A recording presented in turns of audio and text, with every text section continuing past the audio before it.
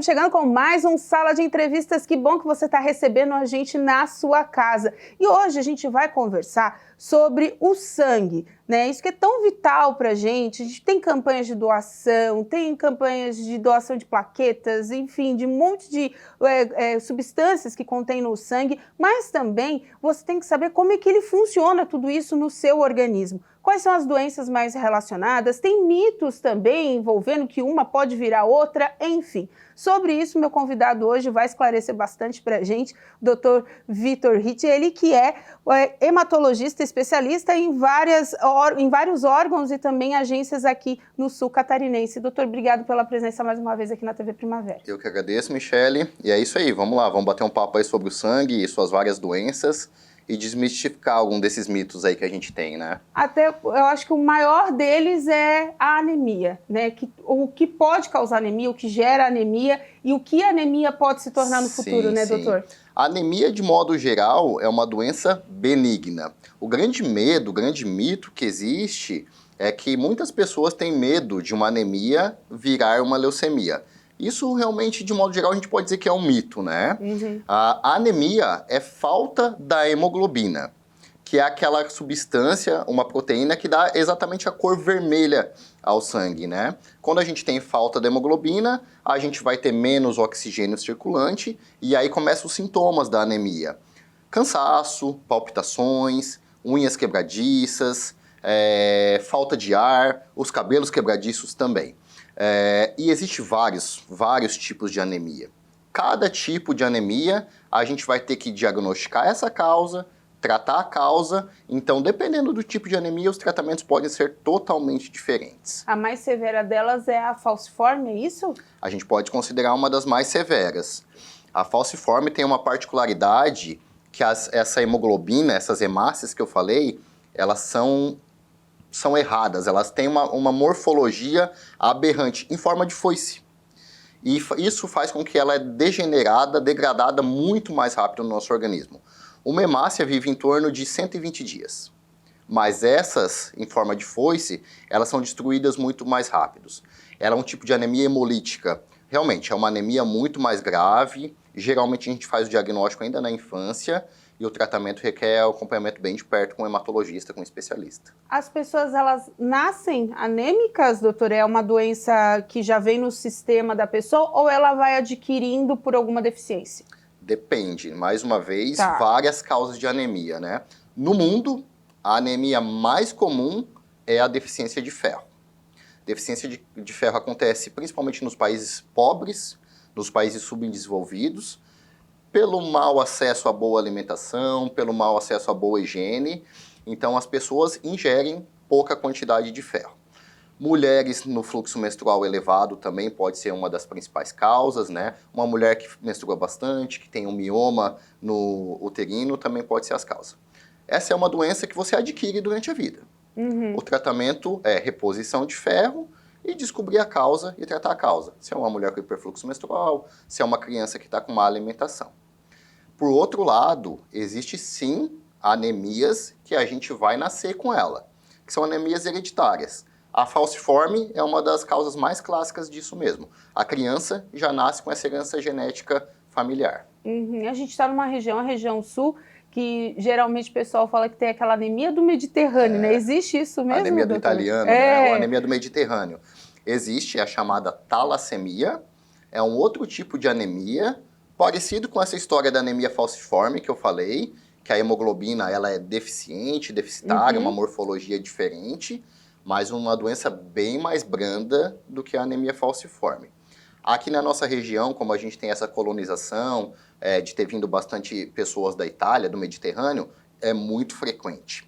Ela vai desde doenças muito brandas, numa classificação que a gente faz, onde o tratamento é só observação, até doenças mais graves, onde a gente precisa fazer até suporte de transfusão de hemácias quando precisa de sangue. Hoje no consultório, no Hemosc, onde o senhor atende também, no Hospital São José, enfim, hoje vocês têm visto um número maior de pessoas, vamos dizer assim, pessoas da classe média, pessoas que têm um fluxo de vida normal, trabalhadores, crianças, jovens, com a apresentação da anemia, doutor, por falta de alimentação correta ou até pós-Covid? Não sei se tem algum estudo relacionado com isso? Uma coisa que o mundo moderno trouxe são os pacientes bariátricos.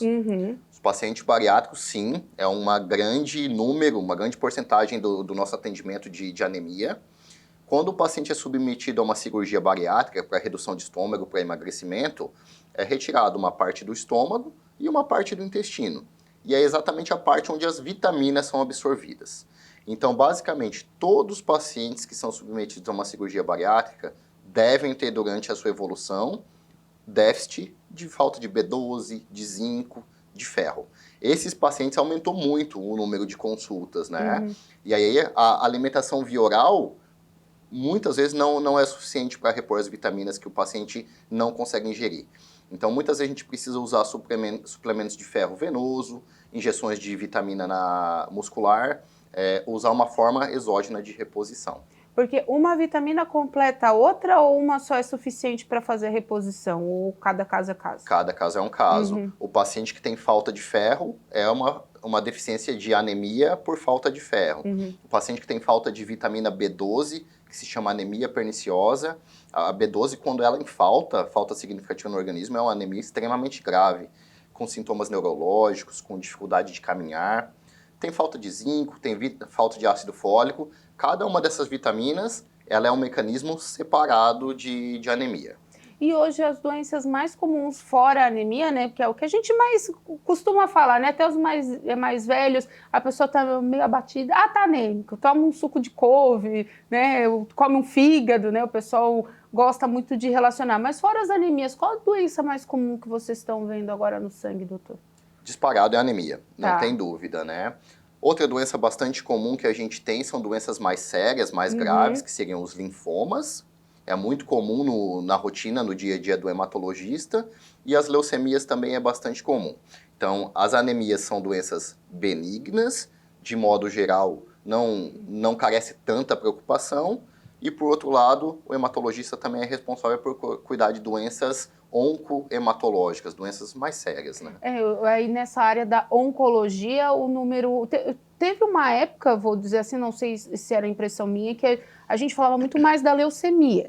Hoje já não está se falando tanto. É um tratamento precoce das pessoas? Elas estão procurando mais cedo o tratamento? Está sendo mais curável ou não? É só questão mesmo de uma hora explodir a informação, outra hora ficar mais ameno. O que vocês estão vendo no consultório, Não, doutor? de modo geral, a prevalência vem se mantendo.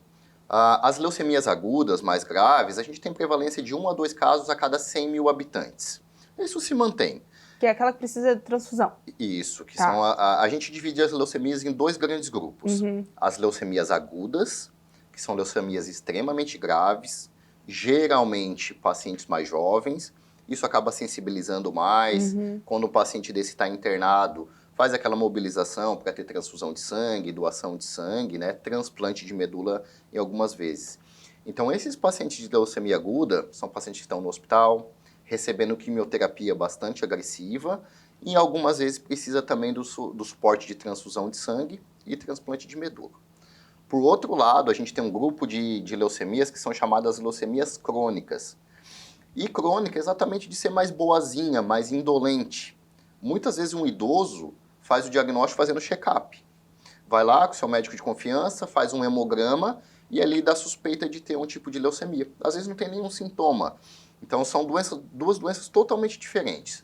As leucemias agudas e as crônicas. O senhor falou do hemograma. É o exame mais comum, né, para a primeira entrada, vamos dizer assim, no consultório. Quando você chega, os médicos sempre pedem.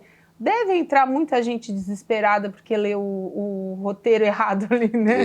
E até os colegas médicos, quando vê alguma alteração no hemograma, já ficam um pouco desesperados, de certa forma. Mas é o exame de entrada. Ali no hemograma a gente já tem várias suspeitas do que pode estar acontecendo, do tipo de anemia, se pode estar acontecendo uma leucemia. Então o hemograma é um exame extremamente rico, extremamente simples, E isso que você falou, vai lá, seu médico de confiança, faz um exame de rotina, a gente já consegue ter realmente um diagnóstico precoce. Isso seria extremamente importante em qualquer tipo de doença, né? O teste do pezinho, doutor, também, ele mostra, né, para as mães, enfim, se a criança também já veio com algum tipo de anemia, né? Algum tipo de deficiência no sangue, né? Isso é super importante, né? O teste do pezinho, ele faz uma série de doenças, né? Doenças neurológicas, né? É tudo testado. E dentre deles, a anemia falciforme, que a gente começou conversando sobre ela, né? Então, no teste do pezinho, a gente já teria um diagnóstico, uma presunção inicial sobre um desses tipos de anemia mesmo. Eu digo até porque eu sou exemplo, porque eu tenho um tipo de anemia, inclusive o doutor é também meu médico, e o meu filho foi diagnosticado, só que eu fiquei sabendo do meu tipo de anemia muito tardiamente, né? Ele, né? Não, eu já tinha 22 anos quando eu descobri, porque eu fui fazer uma doação de sangue e fui negada. Então, dali que eu descobri que eu tinha um tipo de deficiência, que eu tinha essa anemia. Aí, no teste do pezinho, me chamou a atenção que o do meu filho já veio que é genético, né? Então, são tipos de situações que até os pais não se atentam. E na hora, eu acho que de um diagnóstico desse que você não sabe, gente que já passou ali dos anos 80, passamos pelos anos 80 e não era tão diagnosticado, né? Talvez assuste, né, doutor? O EMOSC é interessante que ele não tá lá para fazer exames, né? Mas se vai um doador lá para fazer a doação, é feita uma série de exames. Então, se você chegou lá para doar, opa, você tá com anemia. Você não vai doar, a gente vai te encaminhar para o médico para fazer uma avaliação. Exames sorológicos. Então, assim, a função do EMOSC não é fazer exames para diagnóstico, mas para fornecer um sangue seguro para quem vai receber, aí a gente faz exames internos.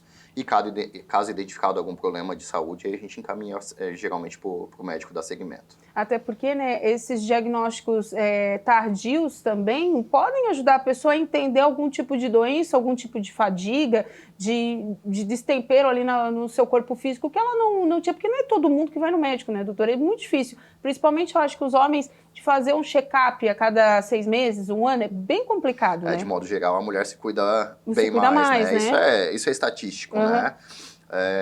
Mas, enfim, o exame seriado, o acompanhamento com o seu médico de segurança é fundamental, né? A gente costuma dizer, principalmente na oncohematologia, né, na oncologia, que o importante é se fazer o diagnóstico precoce, caso havia até uma doença mais séria, um linfoma, uma leucemia, né? Quanto antes a gente fizer o diagnóstico, melhor as taxas de cura desse paciente, né? Então, o check-up é fundamental. Então, tá certo. Gente, a gente vai para um rápido intervalo e depois, na volta, a gente vai falar mesmo sobre a doação de sangue. Como fazer, os mitos também envolvendo esse procedimento que pode salvar muitas vidas. Você pode estar olhando para o seu vizinho ou então para o seu filho, algum familiar, e daqui a pouco ele precisar. Então, a doação é muito importante e a falta do sangue é um perigo em todas as cidades. Então, a gente volta já falando sobre isso.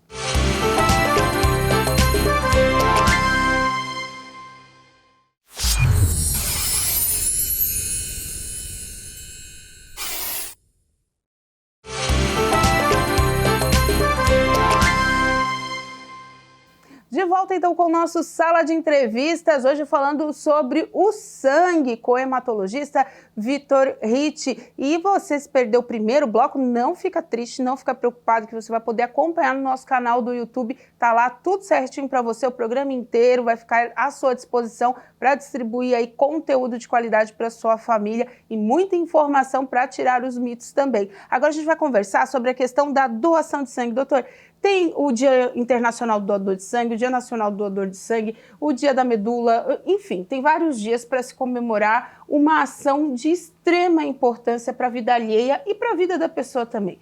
Doar sangue não mata ninguém, não vai engrossar o sangue, não vai perder vitamina, nenhum desses mitos, né? É só um gesto de amor, de importância, né? Exatamente isso. Doar sangue é um gesto de amor, é um gesto de solidariedade. O que a gente tem que sempre frisar é que doar sangue é seguro. E para quem vai receber, o EMOSC passa por uma série de processos, desde a chegada do doador até a produção final do sangue, para que realmente quem for receber, receba um sangue super seguro. Então é um gesto voluntário, é um gesto de amor que realmente salva vidas. Em algum momento, se um paciente precisar realmente receber transfusão de sangue, é porque não existe outra terapia substitutiva. O sangue, quando necessário, não tem o que fazer de diferente, né? Então, tendo indicação de receber uma transfusão, isso a gente cuida muito, não prescrever o sangue, as plaquetas, as hemácias para qualquer paciente, a gente seleciona bastante quem vai receber. Mas o sangue que é produzido hoje em dia no Brasil, principalmente em Santa Catarina, o Hemosk, é um sangue de extrema qualidade, de extrema segurança. Quando eu me proponho a doar sangue, né, doutor, quais são os tipos, né, de características que eu tenho que ter para ser um doador? Existem algumas obrigatoriedades que a gente segue para liberar realmente a doação, né?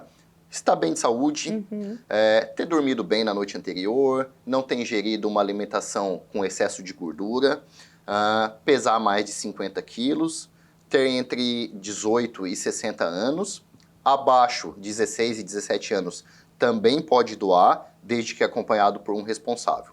Tendo esses critérios, vai passar por uma entrevista pelo pessoal da enfermagem, geralmente, e com essa entrevista um pouco mais detalhada, a gente dá seguimento realmente na doação em si. É um processo que dói muito pouco, é como se fosse coletar um exame de sangue, né? E como a gente falou, né, é um ato de extrema generosidade que realmente vai fazer a diferença em quem está precisando. Tem alguma diferenciação de quem pode doar o sangue, quem só pode doar a plaqueta, quem pode doar os dois, tempo de doação, como é que funciona? Geralmente, o paciente que vai dar entrada no Hemosk como um doador, ele vai acabar sendo um doador de sangue total. E lá é realmente doar o sangue. Quando esse sangue é doado, ele é fracionado em vários substratos.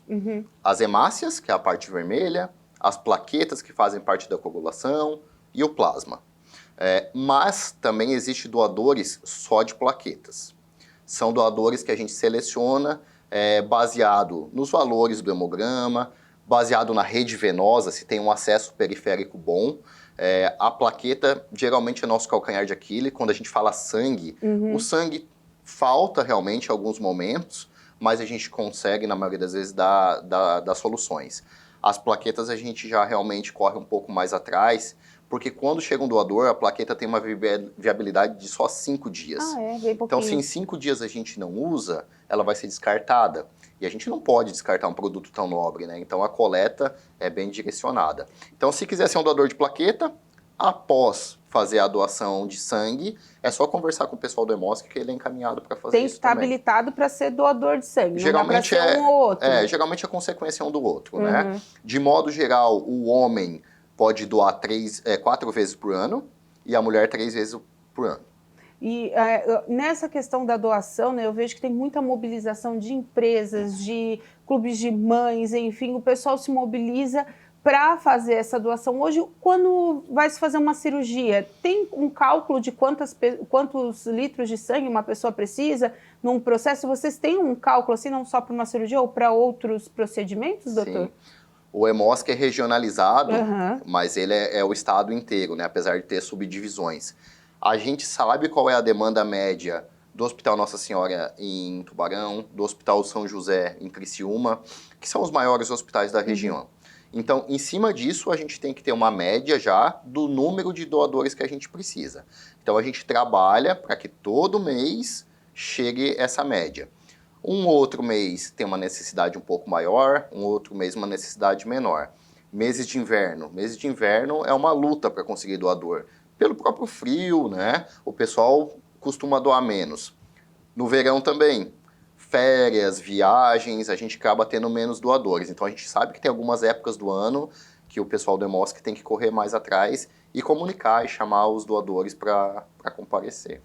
Não é difícil, como o senhor falou, é um processo que não é tão demorado, né? Depois tem um lanche muito bom fornecido pelo Hemosk e pelos outros hemocentros também do país afora, né? O pessoal, é extrema importância essa doação, porque como eu disse lá no começo, a gente não sabe quando vai precisar, né? E geralmente quando um parente precisa que se faz aquela corrente, né, doutor? Chama o vizinho, chama um, tá precisando de sangue e aí faz aquela doação direcionada que eles chamam, mas na verdade ela fica no banco, né? Isso é ótimo, claro, né, fazer esses estímulos. E acontece muito essa sensibilização quando tem um paciente, um conhecido realmente internado, né? Mas o grande detalhe é que essa mobilização não tem que acontecer só em um mês, só em junho, só em julho. A gente precisa de sangue o ano inteiro. Então, assim, às vezes a gente, tem um amigo meu que está precisando de sangue, vou lá no Hemosc doar, mas depois nunca mais comparece. E às vezes vai tanta pessoa no mesmo mês que a gente não precisa de tanto nesse mês seguinte. O importante é ter essa consciência. Eu vou doar sangue? Se puder, seja um doador frequente. Vá em todos os meses que seja possível, né? A gente tem, infelizmente, pessoas doentes todo dia no hospital, todo dia tem a necessidade de ter o sangue disponível. E quando, ali na época de verão, que tem mais acidente, o pessoal tá mais nas estradas, é a época mais baixa de doação, né? Como o senhor mesmo frisou, E isso né? é uma causa também. Os pacientes geralmente traumatizados, né, que causam acidente, infelizmente são doentes graves, chegando ao pronto atendimento, às vezes com uma fratura, às vezes perdendo bastante sangue e precisa repor. E já é uma época do ano que, infelizmente, a gente acaba tendo menos doadores presentes. Doutor, só mudando um pouquinho de assunto, na questão dos mitos, né? Vamos voltar lá para os mitos. Muita gente fala das manchas roxas. Começou a aparecer mancha roxa no corpo, ou tá com anemia, ou as pessoas já se assustam achando que é um câncer. Tem alguma coisa a ver? Tem sim. Mancha roxa no corpo pode ser doenças benignas, doença de pele, pode ser simplesmente uma batida, doenças vasculares, fragilidade dos vasos vasculares, mas lembra que pode ser plaquetas baixas. A plaqueta é um outro componente do sangue, visto no hemograma. Quando as plaquetas estão baixas, a gente tem uma dificuldade de coagulação, e isso aí facilita aparecer manchas roxas, sangramento no nariz, sangramento na gengiva.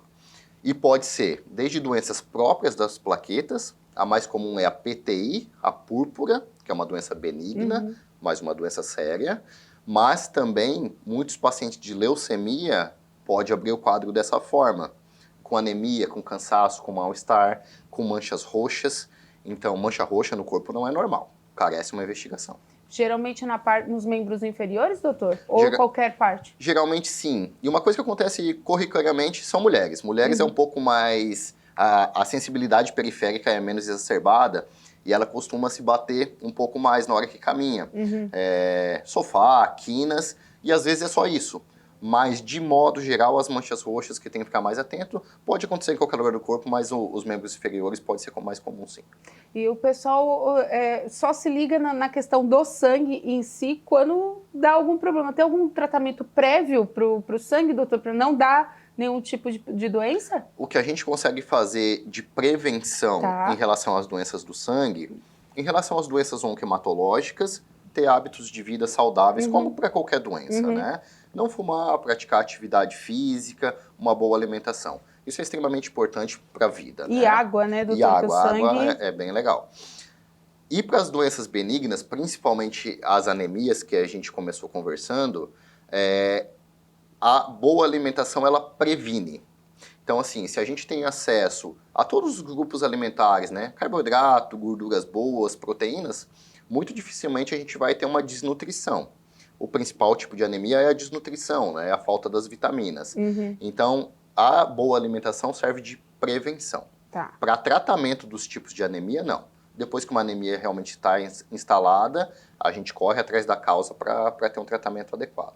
O pessoal tem muita dúvida também na questão do tratamento endovenoso, né? Antigamente tinha um tipo de injeção que se fazia ali no laboratório, do próprio hospital. Depois o hospital não faz mais, foi para a unidade de saúde. Como é que fica essa situação do paciente, doutor, que tem que tomar o endovenoso? Às vezes chega para tomar, um está tomando a conta-gota, o outro é mais rapidinho. Tem também diferenciação para o tratamento? Não, de modo geral, o principal medicamento venoso que a gente faz para anemia é a reposição de ferro, que é aquele sorinho preto, né?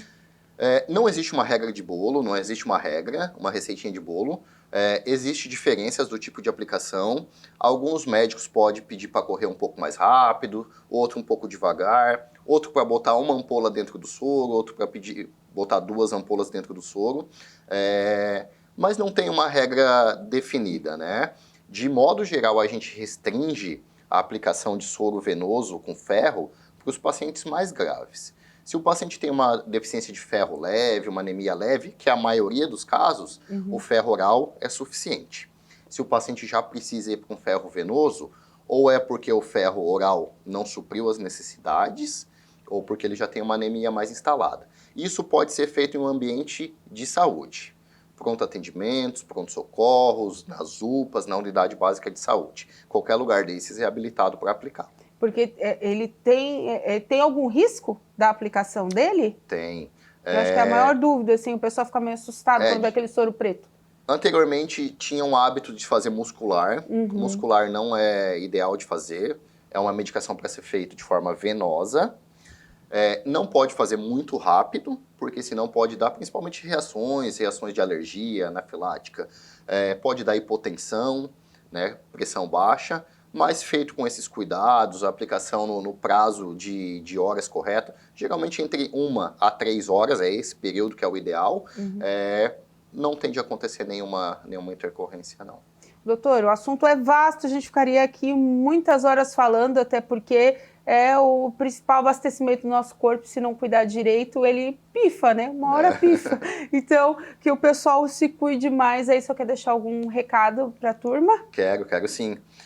Quero fazer um convite para quem já é doador, para quem não é doador de sangue, que compareça ao Hemosk. Em todos os meses do ano, como a gente conversou, é importante, né, que os doadores venham, porque é um gesto de voluntariedade, é um gesto seguro que vai fazer a diferença na vida de muitas pessoas. Então tá certo. Doutor, obrigada mais uma vez por esclarecer as nossas dúvidas, né, dos telespectadores também, que as pessoas, como o senhor disse, tenham mais esse gesto, né, de doação de sangue, que é tão importante, não só para um, mas para todos, né? É isso aí. Com cada um fazendo um pouquinho, as pessoas vão ficar melhor, vai ficar mais assistida, com melhor saúde, né? Então tá certo. Obrigado pelas informações. Gente, se você perdeu esse programa, não fica triste, dá para compartilhar e dá para ver no nosso canal do YouTube, /TV Primavera Criciúma. O Dr. Vitor tem também as suas redes sociais, né? Passou por aqui da clínica onde ele atende, tem várias dicas, tem várias informações também sobre as doenças do sangue, as doenças oncológicas que vêm através do sangue também. E você se cuide, né? Porque a vida é uma só, então a gente tem que cuidar, tem que fazer ali o check-up certinho e, além disso, também fazer a nossa doação, a nossa boa vontade de ir ao Hemocentro. Se você é aqui de Santa Catarina, o Hemosk está pronto para te atender. Se você é de qualquer outro lugar do Brasil, procure o Hemocentro da sua região e faça a doação de sangue, como o Dr. Vitor disse, regularmente, para que os estoques não baixem e, quem sabe, quando alguém que você ama precise, não fique sem. Gente, até o próximo Sala de Entrevistas. Tchau!